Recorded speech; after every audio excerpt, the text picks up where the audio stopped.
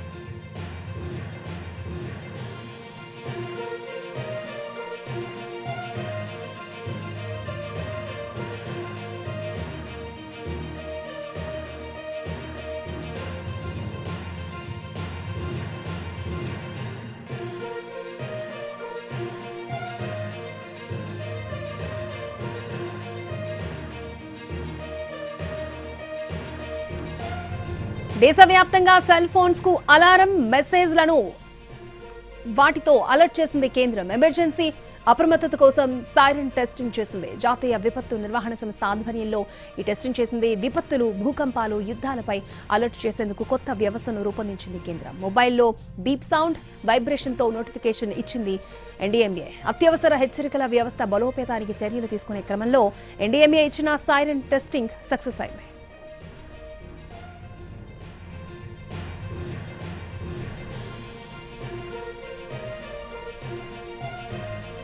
ఇప్పటికే ఢిల్లీ, ఎన్సీఆర్ లాంటి main cities లో ఈ వ్యవస్థను విజయవంతంగా పరీక్షించారు. ఇప్పుడు దేశవ్యాప్తంగా ఒకేసారి టెస్ట్ చేసి దాని సామర్థ్యాన్ని మరింతగా అంచనా వేస్తారు. సరిహద్దు ప్రాంతాలు, ఎన్నికలు జరుగుతున్న రాష్ట్రాల్లో సెల్ బ్రాడ్కాస్ట్ అలర్ట్ వ్యవస్థ పరీక్ష నుంచి మినహాయింపునిచ్చారు. గతంలో సుమారు 134 బిలియన్ ఎస్ఎంఎస్ హెచ్చరికలను ప్రభుత్వం పంపినప్పటికీ సెల్ బ్రాడ్కాస్ట్ టెక్నాలజీ మరింత వేగంగా, సమర్థవంతంగా పనిచేస్తుందని అధికారులు చెబుతున్నారు.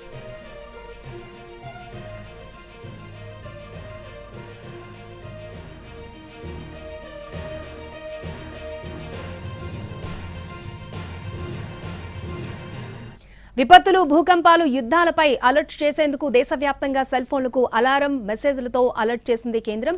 రైట్, ఇదే అంశానికి సంబంధించి మరిన్ని అప్డేట్స్ మా ప్రతినిధి రాజు మనకు అందిస్తారు. రాజు, చాలా సక్సెస్ఫుల్ గా ఈ మెసేజ్లతో అలర్ట్ చేసే ప్రక్రియను పూర్తి చేసింది కేంద్రం. పూర్తి డీటెయిల్స్ ఏంటి? అంటే దేశవ్యాప్తంగా ఎప్పుడైనా ఏం జరిగినా, అంటే ఆపదకు సంబంధించినటువంటి పరిస్థితులు ఏమైనా ఎదుర్కోవాల్సి వచ్చినప్పుడు కానీ, విపత్కర పరిస్థితులు వచ్చినప్పుడు, లేదంటే భూకంపం గాని, యుద్ధం గాని, ఇతర పరిణామాలు ఏమైనా జరిగినప్పుడు ఏం చేయాలి, దేశ ప్రజలను ఒకేసారి, అంటే ఒక ప్రాంతంలో ఉన్నటువంటి ప్రజలను ఒకేసారి అలర్ట్ చేయడం ఎలా అనే దాని మీద ప్రత్యేకంగా ఇప్పటికే ఎన్నో రకాలుగా కసరత్తు జరిగినటువంటి పరిస్థితి కనిపిస్తుంది. ఫైనల్ గా కేంద్రం కొద్దిసేపటి క్రితమే ట్రయల్ రన్ లో భాగంగా దేశంలో ఉన్నటువంటి ప్రతి మొబైల్ కూడా సైరన్ మోగింది. దాంట్లో వైబ్రేషన్ తో పాటు అలర్ట్ చేయడం, అంటే కొంత ఎఫెక్టివ్ గా ఉంటుంది అలర్ట్ సిస్టమ్ అనేది. సో ఆ విధంగా మొబైల్లో ఒక సైరన్ లాగా అలర్ట్ రావడం, అదే సమయంలో వైబ్రేషన్ కూడా వచ్చింది. సో ఇది ఎందుకు వచ్చింది, ఏంటి అనే దాని మీద నిన్నటి నుంచే ప్రజలకు కొంత కేంద్రం నుంచి ఆదేశాలు కూడా ఇచ్చారు. అంటే ఇది అప్రమత్తం చేయడం కోసం ట్రయల్ చేస్తున్నాము, ఎవరు కూడా టెన్షన్ పడొద్దు అనేటువంటి విషయాన్ని కూడా స్పష్టం చేశారు. దానిలో భాగంగా విపత్తుల శాఖ తో పాటు కేంద్ర ప్రభుత్వం రెండు కలిసి ప్రత్యేకంగా ఒక సాఫ్ట్వేర్ ను తయారు చేయడం, దాని ద్వారానే ఈ అలర్ట్ చేసినటువంటి పరిస్థితి కనిపించింది. కొద్దిసేపు క్రితం, అంటే 11:46 సమయంలో ప్రత్యేకంగా ఈ అలారం అనేది వచ్చింది. సో భవిష్యత్తులో ఏదైనా ఎమర్జెన్సీ సమయంలో ప్రజలను అప్రమత్తం చేయడం కోసం ఈ టెక్నాలజీని ఉపయోగిస్తున్నామనే విషయాన్ని కూడా స్పష్టం చేశారు. దానిలో భాగంగా ప్రత్యేకంగా ఏ విధంగానైతే ఒక మెసేజ్ కూడా వచ్చింది, అంటే ఇదంతా కూడా అలర్ట్ చేస్తున్నాము, దానికి అనుగుణంగా ప్రతి ఒక్కరు కూడా, అంటే ఇప్పుడు టెన్షన్ పడాల్సినటువంటి అవసరం లేదు, ఇటువంటి మెసేజ్లు భవిష్యత్తులో వచ్చినప్పుడు మాత్రం అప్రమత్తంగా ఉండాల్సినటువంటి అవసరం ఉంటుందనే విషయాన్ని చెప్పారు. గవర్నమెంట్ ఆఫ్ ఇండియా ద్వారా ఇది వచ్చిందనే విషయాన్ని కూడా స్పష్టం చేసినటువంటి పరిస్థితి కనిపించింది.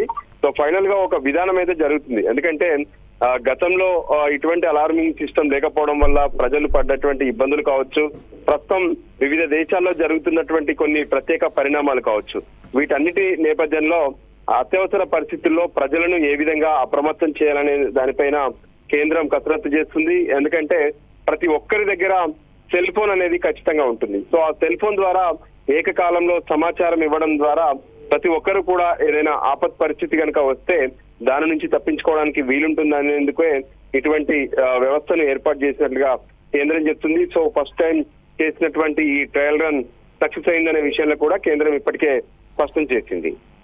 రాజు, కొన్ని ప్రాంతాలకి మినహాయింపు ఇచ్చింది కదా ఎలక్షన్స్ ఉన్న ప్రాంతాల్లో, సో అక్కడ ఇప్పుడు నిర్వహించే ఛాన్స్ ఉంది.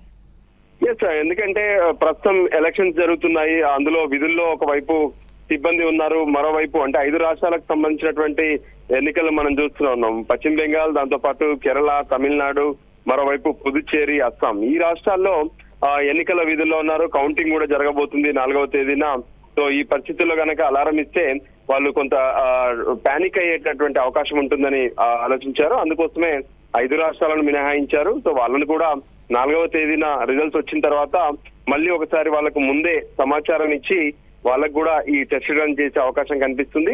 ప్రధానంగా ఒక మొబైల్ నెట్వర్క్ ను ఉపయోగించుకొని ఆయా కంపెనీల ద్వారా చేసేటటువంటి ఈ సిస్టమ్ లో ప్రతి ఒక్కరిని ఎమర్జెన్సీలో అలర్ట్ చేయడం అనేది కీలకం.